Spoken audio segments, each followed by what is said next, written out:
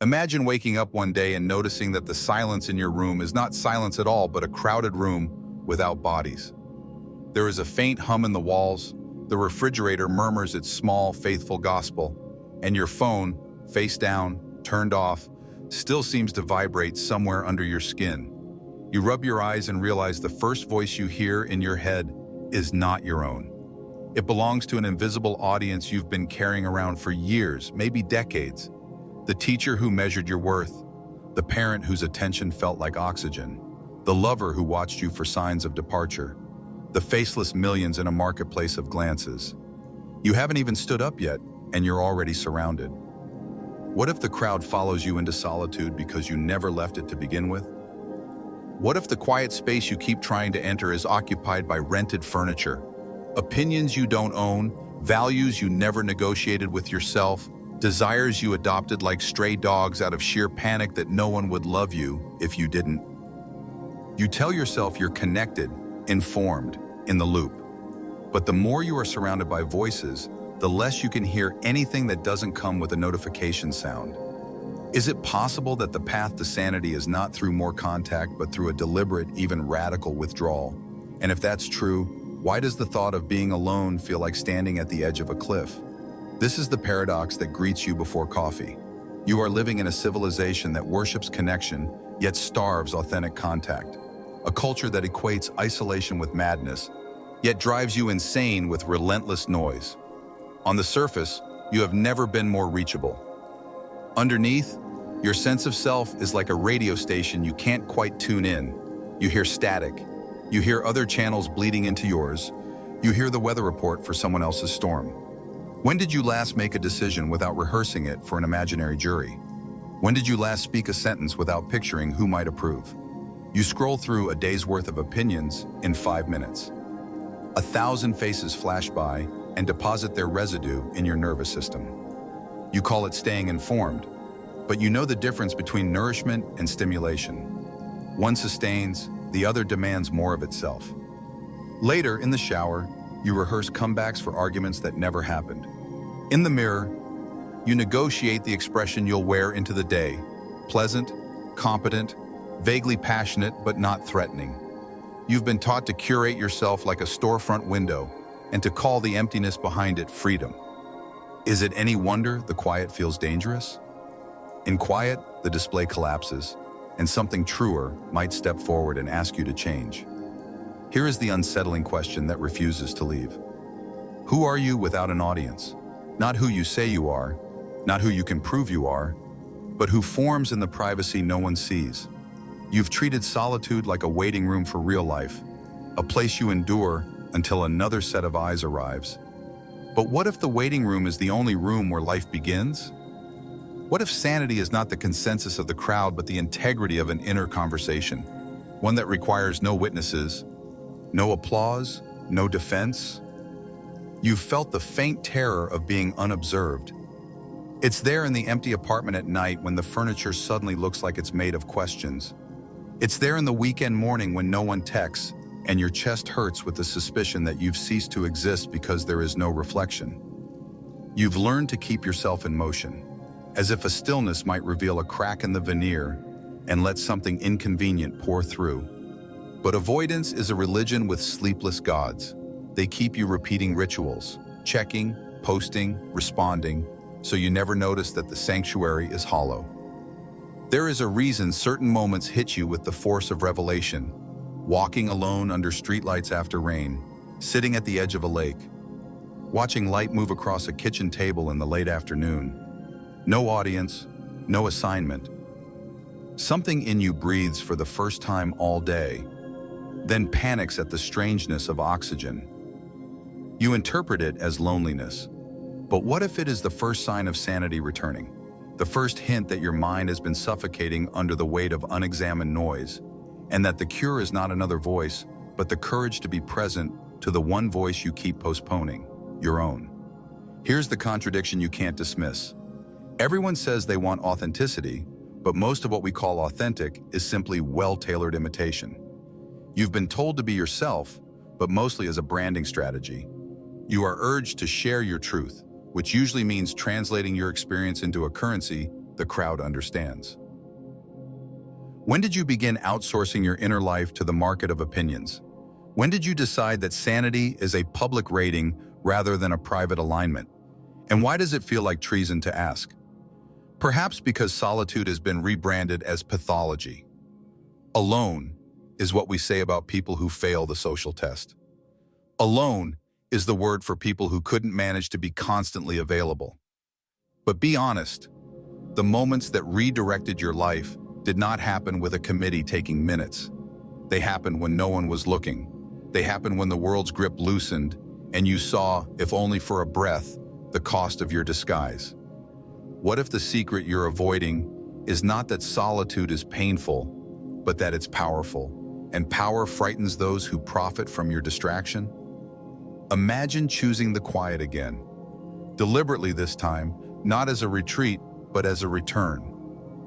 Imagine turning down the volume until the phantom crowd dissolves and you are left with the raw texture of your actual life. Awkward, unfinished, radiant. What instructions would emerge from that depth? What grief would finally be allowed to speak? What desires would reveal themselves? Not as slogans you borrowed, but as demands your soul has been whispering under all the noise. If the thought of this frightens you, good. Fear is a border, and borders are where maps become real. To cross, you will need to understand why the crowd lives inside you, and why your nervous system flinches at quiet. Before we can claim solitude as the path to sanity, we must identify the hidden architecture that has taught you to fear it, the psychological conditioning, the philosophical mistakes, the cultural incentives that keep you performing. That is where we go next. To understand why the crowd lives inside you, you have to return to the oldest contract your nervous system ever signed. Exile equals death. Long before cities and timelines, a human alone on the savannah was a human swallowed by night. Your body remembers this. The amygdala doesn't distinguish between being unfollowed and being abandoned at the edge of the tribe. It fires first, asks questions later. Belonging isn't polite, it's biological. So you learned, faster than language, to scan the faces around you and shapeshift. You learned that the gaze of others keeps you safe. Then the modern world industrialized this instinct and sold it back to you as a lifestyle. As a child, you discovered yourself reflected in the eyes of a caregiver. When their face brightened, you expanded. When it clouded, you shrank. Before you knew what authenticity meant, you learned calibration. I become who I must to keep warmth nearby. The psyche is clever. It created a mask, what Jung called the persona, to move through the marketplace of approval. Masks are not lies, they're tools. But confusion begins when the tool welds itself to the hand. The more efficient your persona, the more you forget it's a costume. And what is left outside the mask becomes what Jung named the shadow, the unwanted, undigested material, the impulses, griefs, and truths that don't win applause. Solitude is where the shadow knocks. The crowd inside you is what shouts over the sound. Sartre warned you about the look, that strange alchemy where another's gaze turns you into an object, a something rather than a someone. It organizes you, yes, but at a price. Under the look, you begin to live as a function, the successful one, the helpful one, the interesting one. You start performing a self that others can use, then call the feeling of being used meaning. This is bad faith, not because you are a liar, but because you flee the burden of freedom by trading it for a role. The more tightly you cling to the role, the more you fear the empty room where no audience confirms you exist. Nietzsche saw this centuries before push notifications. He called it the herd instinct, the moral hypnosis of the crowd that makes comfort the highest value and obedience feel like virtue. In the world of the last man, ambition shrinks to safety, and mediocrity crowns itself king. Solitude is dangerous to the herd because it breeds distance, and distance breeds clarity. Clarity strains the velvet leash. Become who you are, Nietzsche whispers. An invitation that cannot be accepted at volume 10, with 1,000 opinions lining up inside your skull. It requires stepping away long enough to hear something that might demand you disobey the script. Schopenhauer offered a stark mirror. A person with a barren inner world finds solitude unbearable. A person rich within finds the crowd superfluous. He didn't hate people. He hated dependence on distraction. The pendulum of existence, he said, swings between pain and boredom. Your era has engineered a third force, stimulation, to anesthetize both. But anesthetics numb everything, including your capacity to sense meaning. So you oscillate faster, a distracted pain, a thrilling boredom. The quieter the room, the louder the labyrinth. Huxley updated the warning with a prophecy. What if tyranny arrives not with shackles but with entertainment? A civilization lulled into soft captivity by comfort, amusement, and chemically induced contentment. The soma that ensures you never learn what hunger is for. The most effective prisons are the ones you decorate yourself. Algorithms curate the furniture, you supply the attention. The door is unlocked, you still don't leave.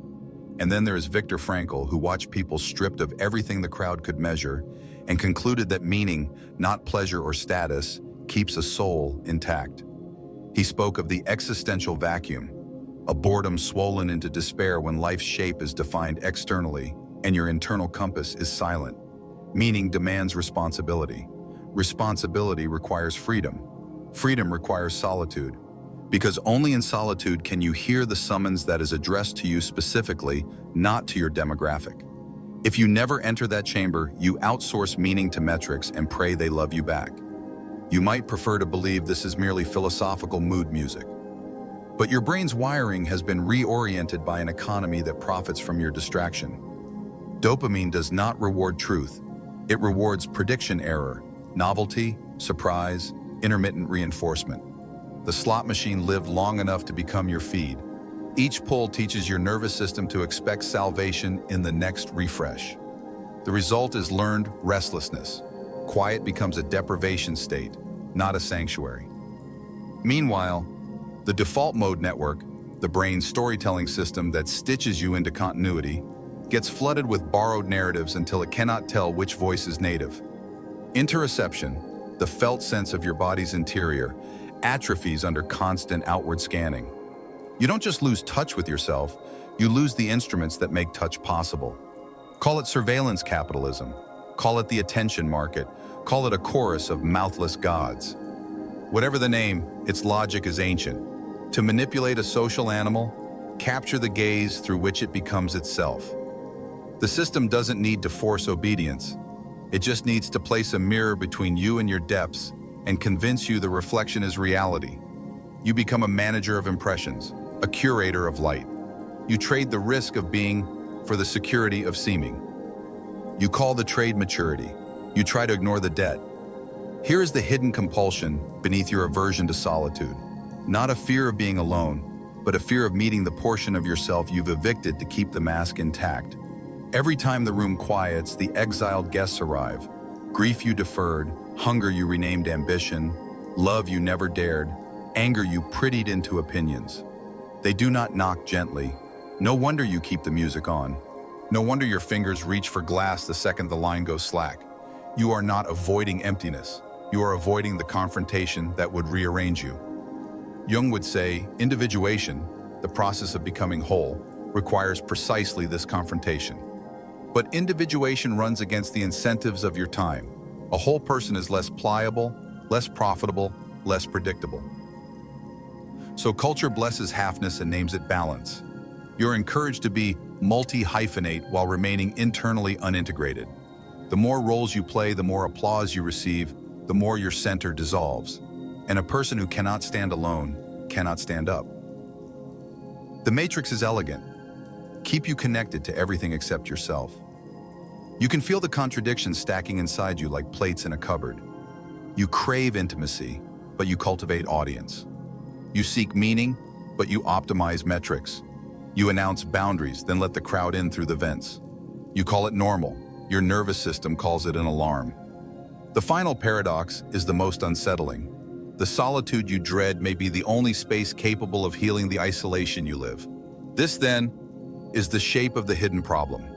An internalized marketplace that hires your survival instincts to police your identity, a philosophical confusion that mistakes recognition for reality, and a cultural machine that profits from your estrangement from yourself.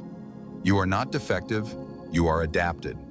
But adaptations that once ensured survival now sabotage sanity. What happens when a species optimized for the campfire becomes tethered to a global auditorium? What happens to love when the gaze replaces the witness? What happens to truth when silence is intolerable? The consequences are not theoretical. They are already humming inside your day, deciding it for you. The day reveals the consequences before you even decide what to wear. You wake with a small, sour flutter behind your ribs, the body's version of a push notification. Your hand finds the rectangle before your feet find the floor. A scroll, a skim, a glance, a stranger's triumph, a friend's disaster, a headline honed to puncture your calm. The body replies with chemistry.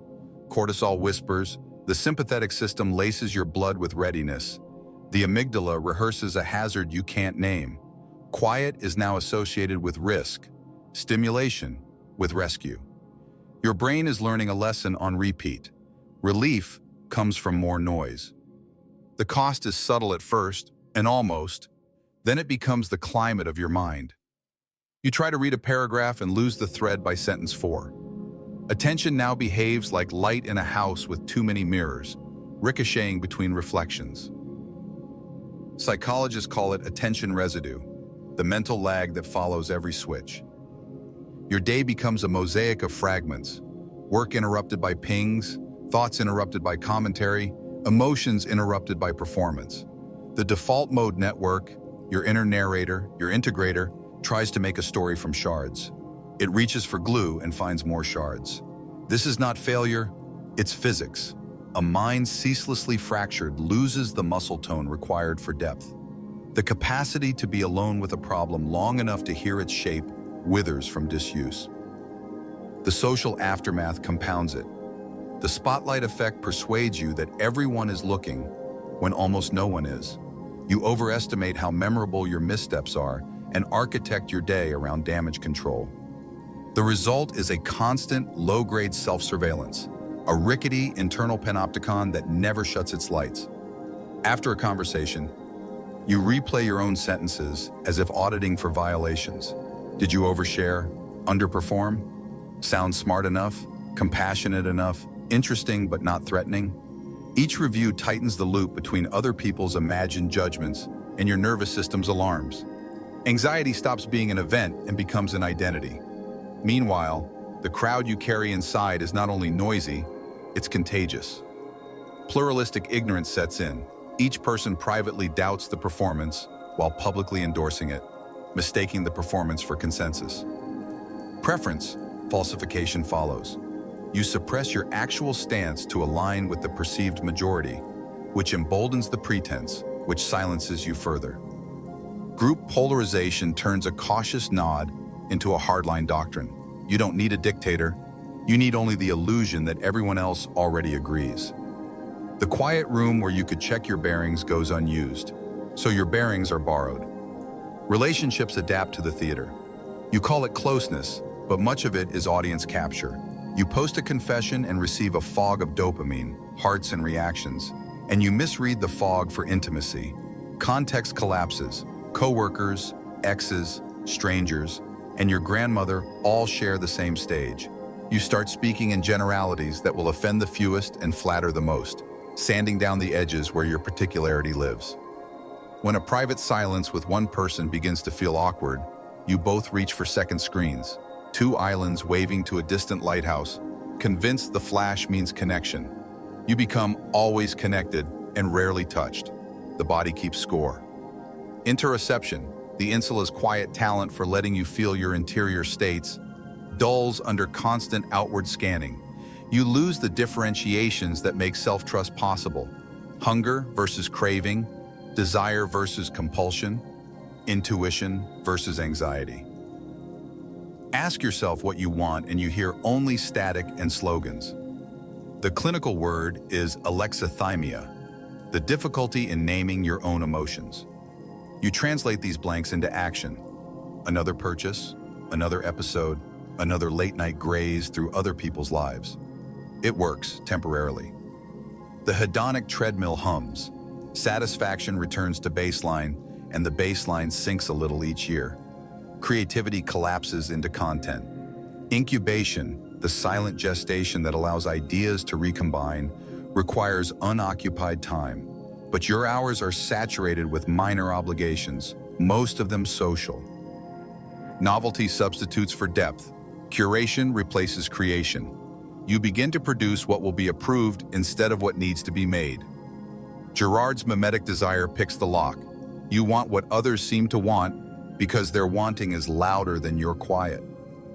Soon, you are chasing applause for a life you never chose. Sanity drains out through 1,000 small decisions that make sense in a room that is too crowded to notice the trajectory. The civic consequences echo your inner ones. Outrage becomes the lingua franca because it travels faster than nuance. Algorithms are accelerants for our oldest cognitive biases. Negativity bias keeps your eyes on threats. Availability bias elevates the salience of spectacular harms. Confirmation bias wraps you in the warm blanket of your tribe. Exposure narrows. Conviction hardens. Compassion shrinks to the size of your feed. You mistake participation for effect. A post gives you the sensation of having acted. A click makes you feel like you've spoken truth to power. The longer this lasts, the more seductive cynicism becomes. Power calcifies because the public has been trained to vent, not to organize. You call it burnout. It is learned futility. Sleep, the last frontier of undoing, is not spared. Blue-lit nights suppress melatonin. RM fractures. The glymphatic system can't rinse the day's residue from your brain. Dreams, which once served as a nightly solitude where the psyche sorted and integrated, degrade into anxious noise. You wake tired but wired, your autonomic nervous system stuck in a hover between emergency and collapse. Vagal tone declines. Your capacity to self-soothe without reaching for external sedation dwindles. The allostatic load, the cumulative burden of chronic stress, settles into tissues that require silence to heal. The price of ignoring solitude is paid in inflammation and ache. There are financial and ecological shadows, too. An unclaimed inner life is easily rented to marketers. Mimetic hunger becomes consumer demand, shoes for status, vacations for validation, gadgets for identity. The planet strains under the weight of your rehearsed desire. Even your virtue gets monetized. Performance activism purchases absolution, while the habits that could alter reality remain intact. You recycle your bottles and scroll through manufactured outrage at systems that rely on your distraction to persist. The tragedy isn't simply of the commons, it's of the inner commons. The shared capacity for attention and care that requires solitude to regenerate. The cruelest consequence is subtle. Self-trust atrophies. You outsource your yes and no to indicators, to polls, to peers. Decisions grow heavier because you are dragging an audience into every room. You think your indecision is data hunger. It is often the tremor of a self that has not been allowed to decide. You keep busy to avoid the dizziness of freedom, stacking your calendar like sandbags against a flood you haven't named. Productivity becomes a costume for paralysis. You are moving constantly without going anywhere you chose. By now, the pattern is visible. The cost of avoiding solitude is not merely loneliness, it is distortion. Distorted attention, distorted emotion, distorted community, distorted action. The very instincts designed to protect you from isolation now isolate you from yourself. The machine didn't have to imprison you. It taught you to distrust the only door that opens. If this reads like an indictment, let it also read like an inventory. The prison is soft, yes, but the key has always been local. The physics can be reversed, the muscles rebuilt. Attention can be trained, the inner instruments retuned. Solitude does not require a cabin in the woods. It requires a revolution in your allegiance. But a revolution demands strategy. It asks you to confound your own conditioning and enter the room you have been fleeing, not as a punishment, but as a pilgrimage. Are you ready to hear how to break ranks with the crowd beneath your skin? To practice a rebellion that begins quietly and ends with a life you recognize? The rebellion begins quietly, almost embarrassingly small. Not with a manifesto, but with a refusal. You refuse to believe that aliveness equals availability. You refuse to keep auditioning for a room that cannot grant you your own voice. The radical shift is this. Solitude is not retreat. It is an uprising against the economy that has leased your attention and sublet it to strangers. Loneliness, for a time, may feel like the price. Consider it withdrawal from a substance your culture supplied for free and charged you for in meaning. You are not stepping out of life when you step into silence. You are stepping into the only laboratory where new life can be built. Start with the body, because the body thinks before you do. Teach it that quiet is safe. Sit down in a chair, feet on the floor, and exhale longer than you inhale. Do it again. 2 slow exhalations tell the vagus nerve there is no tiger hiding in the silence. Let your eyes roam the room and name what you see: chair, window, shadow on the wall, until the autonomic guard dogs stop pacing. Consider a daily walk without input. No music, no podcast, no companion except the sound of your own footsteps. The point is not to think, it is to remember that unfilled time does not devour you, it feeds you. Then carve time containers, because without edges, life spills into endless noise. A daily vigil, 20 unbroken minutes with no stimulation, a simple posture, a notebook closed but nearby. A weekly Sabbath from signals, 3 hours where your phone is a sleeping animal in another room and your attention is free to do nothing you can monetize. A monthly retreat, 24 hours alone, locally, with simple food, long walks, and the courage to let discomfort tell you its actual name. Boredom will arrive like a prosecutor. That is fine. Let it present its case. Behind boredom stands grief. Behind grief stands desire. Behind desire stands clarity. Give yourself a witness who does not require performance. Call it a notebook, but treat it like a confessional that answers to no one. Write by hand so the body can keep pace with the psyche, so your edits can't outrun your admission. Practice what Jung called active imagination. Let the exiled parts speak with their own voices. Ask them questions. Write their answers verbatim. Do not cross-examine, record. Begin your mornings with 3 unfiltered pages. End your evenings with 3 questions. What was real today? What was mine to do? What can I let die? You are not producing content.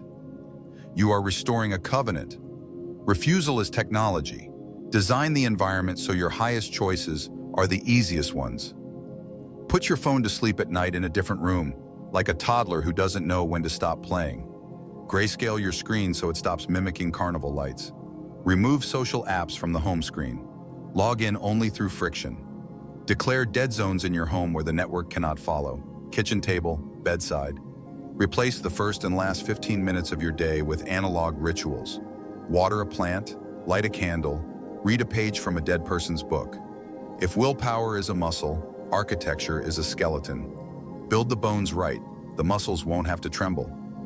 Renegotiate your social contract with tenderness and firmness. Tell the people you love that you are repairing your attention, and that this means slower replies and fewer invitations accepted. Say it without apology and without accusation. Offer alternatives with depth. A long walk, no phones. A meal cooked together and experience silence. A conversation in a park where the wind gets to interrupt. Replace broadcast with narrowcast. Fewer people, fuller presence. Learn the skill of no as a gift. No shields what you will say yes to with your whole life. You will lose some acquaintances. You will keep your soul. Creativity is the discipline of privacy. Give yourself a practice that no one sees. Paint and destroy the painting. Write poems that never leave your desk. Compose melodies that live and die in your apartment at 3 a.m. This is not asceticism. It is detox from microphone logic. Many of the minds you admire had such covenants. Marcus Aurelius wrote to himself in a tent, not to a public that would quote him centuries later. Beethoven walked alone for hours, harvesting from silence the seeds of symphonies. Wittgenstein left Cambridge to build a house and wrestle with his own severity. They weren't hiding. They were conserving the exact voltage that public life diffuses. Try this. 90 days where your primary project has no audience. Count days, not likes. Make hospitality your stance toward the shadow you have denied.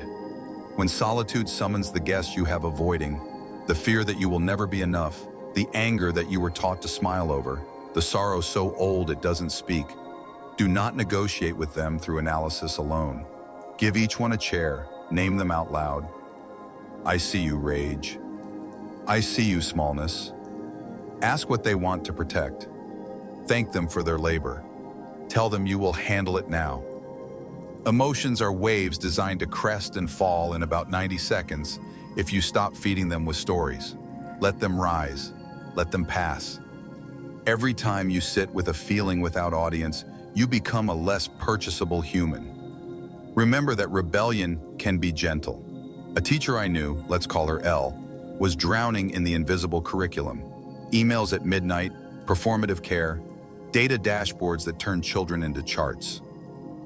She started with 10 quiet minutes before dawn, sitting in a parked car with the engine off, hands around a thermos while the neighborhood woke. No phone, only breath. 2 weeks later, she put her phone to bed in the kitchen and read before sleep instead of dissolving into blue light. A month after that, she wrote a letter to her principal proposing a pilot. One day each week when her class would do slow work without screens and she would not answer email during teaching hours. Pushback came. So did results. In 6 months, the car vigil had grown into a monthly solitary hike. The slow day became the most engaged day in her classroom. She had not become less connected. She had reclaimed the only connection that allowed her to connect, herself. Expect friction. The herd instinct is not a villain. It is an old friend who does not understand your new diet. Your nervous system will protest. People may tease. Some will take your refusal personally.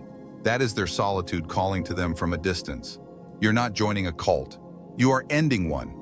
The cult of perpetual reachability, the faith that salvation arrives in the next notification. Practice what Viktor Frankl called the last of the human freedoms, choosing your stance toward what happens. That stance is best forged in private and proven in public. Soon you will notice that solitude doesn't take you away from life. It brings you into alignment with life. Food tastes different when you are the one tasting it. Work changes timbre when you are not doing it for an imaginary tribunal. Love becomes less theater and more witness. You begin to act from a center that is portable, not rentable. This is the insurgency. You stop consigning your sanity to the crowd, and you start offering a life shaped by depth back to the world. What emerges from this rebellion is more than relief. As the noise thins, a realization comes into view so quietly you almost miss it. A final turning that makes sense of the whole pilgrimage. When you're ready, we'll step into it. Here it is, the realization hiding in plain soundlessness. The silence you have been avoiding is not empty. It is full to the brim with the one presence that never needed an audience to be real. When the notifications sleep and the rehearsals end, something remains, steady and unhurried. The witness that has traveled with you from the first breath, watching you borrow faces and try on names, letting you exhaust every role without penalty. You mistook solitude for the absence of love. But if you sit long enough, if you keep company with your own breathing until the performance loses its bait, you discover a different physics. The room is not blank. The room is you. Not the curated self, not the anxious chorus, but the spaciousness that can hold all of them without breaking. Do you feel the shift? You have spent so long negotiating with the crowd inside that it never occurred to you to step back from the negotiation table. The moment you do, you notice that the negotiators, the critic, the pleaser, the strategist, the fearful child, are not enemies, but weather. They pass through a sky that is not threatened by clouds. In the quiet, you are not trying to be calm. You recognize that the witness of the storm is already calm. This is not denial, it is orientation. You stop taking orders from every gust and begin to live from the sky that contains them. No one can sell you this. No one can like button it into existence. It is older than your name. Sanity, then, is not consensus, but congruence, the alignment of your choices with the grain of your being. The old metaphors apply because they are faithful. A life is a river trying to find its bed. In solitude, you listen for the shape of that bed. The listening does not guarantee smooth water, it makes rough water navigable. The voices you feared would tear you apart become instruments that can be tuned. There is a conductor, and it is not the crowd. It is not even the mask you grew to survive. It is the simple fact of awareness, your birthright among animals, the clear seeing that says yes and no without theater. Under its baton, the dissonances of your days begin to resolve into a rough, living harmony. Here is the paradox that seals the truth. Solitude is the precondition for intimacy. How could you offer presence to another if you cannot bear your own? How could you listen to a lover's pain if your mind is a megaphone? The quiet room teaches you the one skill relationship can't survive without: attention without agenda. You learn to sit with a feeling until it shares its actual name. You learn the difference between mending and managing. You begin to bring this literacy of silence to the person across the table. You hear beneath their content to their contour. You touch the world not with need, but with witness. Attention is how love looks from the inside. You give it because you have it. You have it because you practice being alone. Freedom, redefined, stops being a buffet of choices and becomes a fidelity to what is yours to do. In solitude, you discover the small handful of commitments around which a life can orbit without tearing. You write them down. You let other noble possibilities fall away, not because they are unworthy, but because they are not yours. The crowd will call it narrow. It will feel like air. This is where courage grows, not in grand declarations, but in quietly refusing to abandon your center when the world offers you 10 plausible detours. Regret shrinks because each yes comes from a deeper alignment, not from panic or performance. Your days gather gravity. You are no longer carried by weather. And then something stranger happens. The deeper you go into solitude, the less alone you feel. You begin to sense that the witness inside you is not private property.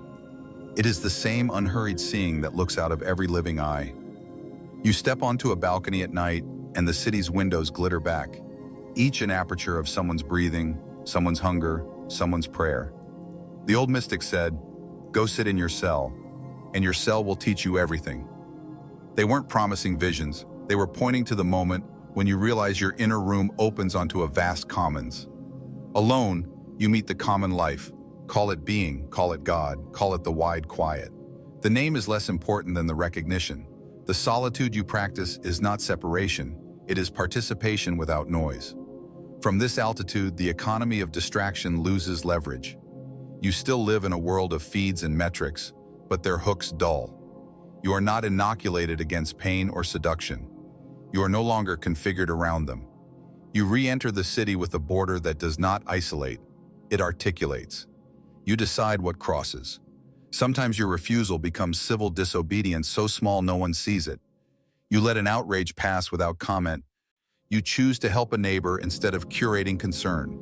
You do difficult work without broadcasting it. These choices look like nothing on a screen.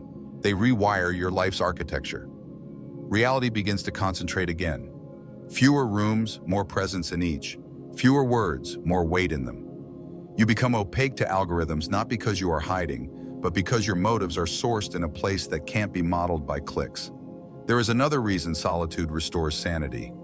It is rehearsal for the one conversation you cannot delegate, the one at the edge of your life. At the last breath, no audience will explain you to yourself. You will sit with the sum of your yes and no, and the witness will be there, unblinking. If you befriend that presence now, death becomes less of an ambush and more of a return. This is not morbid. It is clarifying. If you were that person at midnight, if the phone shattered and the mask slid off, what would remain worth doing tomorrow? That question reframes urgency. It doesn't make you austere. It makes you particular. It restores kindness because you remember that every other person you meet is also alone at midnight, even if they have never entered the room. So you wake early. The sky is a pale ledger turning clean. You do small, exact things. Coffee, the window latch yielding with a soft click, air that smells like rain. You watch light scrim across the table and decide not to translate it into content. For a minute, you let the world arrive without narration. The old alarms stir and subside. You write 3 lines in a notebook that no one will read. A sentence arrives that feels like a vow. I will keep company with myself today. Not perfectly, not dramatically, sturdily. You step out. The street is the same, and it is not. The man with the dog nods, and you nod back. Not as two profiles passing, but as two centers recognizing what they share. At work, you say no to something that once seduced you with visibility, and yes to something that will never trend, but will matter to a person with a name. You take 10 solitary minutes between obligations, not as escape, but as calibration. Your spine remembers a straighter shape. When fear comes, you greet it without outsourcing your response. When joy comes, you do not pre-announce it. You let it flow into how you move, how you cook, how you answer a difficult email with a clarity that surprises you. This is the ultimate truth hidden behind the talk of quiet. Solitude is not a gap in life. It is the ground of life, the medium in which meaning grows roots, in which love matures from hunger into generosity, in which action springs from clarity instead of compulsion. Sanity is the feel of living from that ground, of letting the witness organize the weather, of belonging to the wide quiet, even as you greet the crowd. You don't need to flee to monasteries or mountains. You can build a cell the size of your breath, a chapel out of your morning, a refuge out of the minutes between doors. If you are faithful to it, it will teach you everything. Tonight, make a small ceremony. Turn off the lamp. Put the glass rectangle in another room like a sleeping creature. Sit at the edge of your bed and place a hand over your heart, not theatrically, but to confirm that something steady is keeping time beneath the noise. Ask aloud, what is mine to do? Then wait. Don't wrestle the answer. Let it come in its own dialect, over days, under dishes, during walks. Tomorrow, give that answer an hour. Next week, give it a day. Build a life that can carry it. You are not late. The door has been unlocked this entire time. Walk through. Bring back what you find. The world is starving for people who have done this simple, difficult thing, who can stand in a room without a crowd and still know who they are. Solitude is the path to sanity, not because it makes you special, but because it makes you whole. And a whole human, returned to themselves, is the beginning of every necessary revolution.